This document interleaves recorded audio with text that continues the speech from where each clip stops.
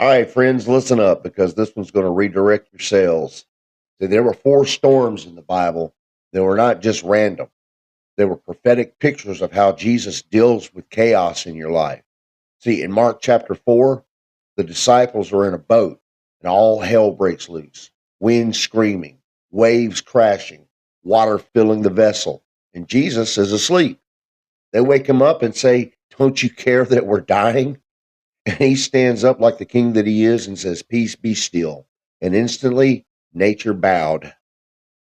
Now, move on to chapter 5. The storm's not on the water anymore, it's inside of a man. He's bound, bleeding, tormented, living in the tombs. And Jesus didn't negotiate with the demons, he evicted them. An entire legion had to answer to one command. Now, here's where it will mess with your theology a little bit. You go over to the book of Acts, chapter 27, and the storm comes back, but this time it doesn't stop. The Apostle Paul is on a ship, and this time the storm is so violent that they start throwing everything overboard.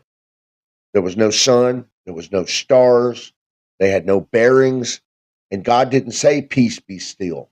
He says, "You're going to make it through it." The ship didn't survive, but everyone on it did. Then in chapter 28, Paul finally hits dry land. He gathers up some sticks for a fire, and a viper comes out of the heat and latches onto his hand. The people watching were already writing his obituary, but Paul didn't panic. He didn't hold a 3 hour prayer meeting.